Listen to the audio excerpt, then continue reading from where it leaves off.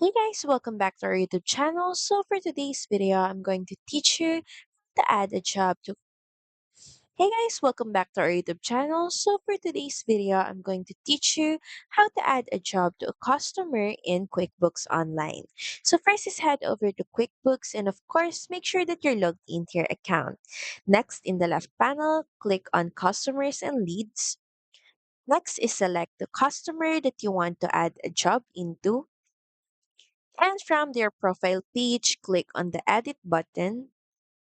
And from here, we're just going to change few details in their profile, starting with toggle or tick this box. So this customer is a sub customer.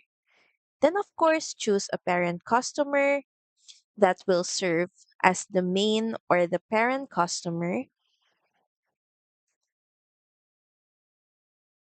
Then next, in the company name section, we're just going to type in this specific customer's job position for this customer. Then head over and click on save.